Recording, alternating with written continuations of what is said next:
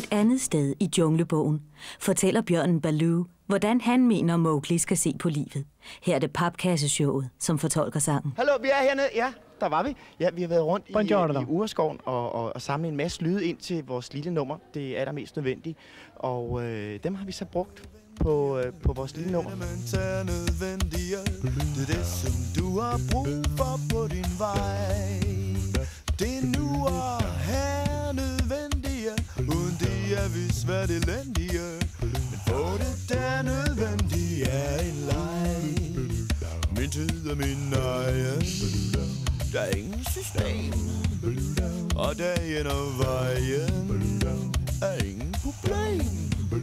Den honning byerne laver til, for jeg så meget er jeg ved. Og hvis du vender en sten, værsgo, der myrer nok til os begge to. Vi har valgt den, fordi den er sjov. Den er skideskæg. Det er svært nødvendigt, det kommer af sig selv. Den sang, den lyder måske lidt anderledes end det, man plejer at høre. Hvorfor det? Fordi vi har valgt at gå tilbage til det allermest grundlæggende og ursprunglige, man overhovedet kan finde ud af til at lave sådan noget her.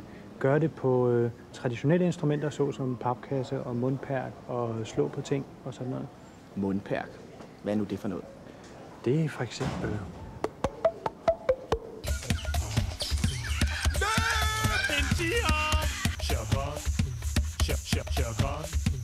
Sirener skal nødvendige, det er totalt nødvendige.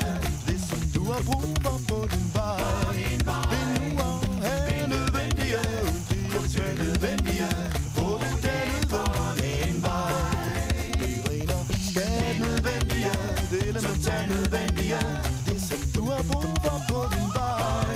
Det er nu og her nødvendige, gør vi må være behendige. Så er det der nødvendige en leg. Er det noget, man selv kan gå hjem og lave derhjemme? Det lyder jo altså meget nemt.